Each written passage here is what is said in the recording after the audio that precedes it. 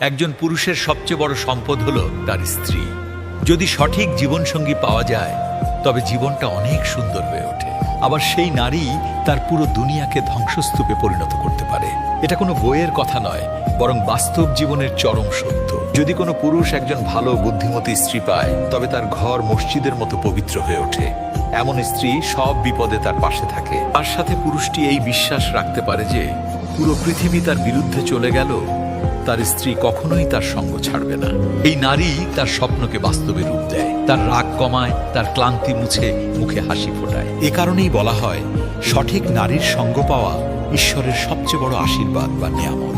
কিন্তু অন্যদিকে যদি যোগ্য পুরুষের কপালে এমন নারী জোটে যার কাছে সম্পর্ক মানে শুধু লোক দেখানো, যার মধ্যে নেই সম্মান, নেই বিশ্বাস, আর নেই কোনো আপনপন, তবে সেই পুরুষের অবস্থা ভাবলেই ভয় লাগে। বাইরের দুনিয়ায় সে যতই বড় হোক না কেন, ঘরে ফিরতই সে ভেতর থেকে ভেঙে পড়তে থাকে।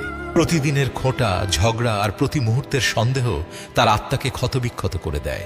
এমন সম্পর্কে পুরুষ ধীরে ধীরে চুপ হয়ে যায়, তার হাসি হারিয়ে যায়, আত্মবিশ্বাস শেষ হয়ে যায় এবং পুরো জীবনটা একটা বোঝা মনে হতে থাকে।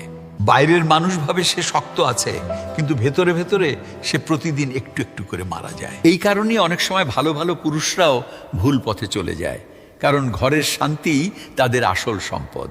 আর যখন সেটাই কেড়ে নেওয়া হয় তখন মানুষটা এলোমেলো হয়ে যায়। আসলে স্বামী স্ত্রীর সম্পর্ক সবচেয়ে পবিত্র সম্পর্ক। এতে ভালোবাসা, বিশ্বাস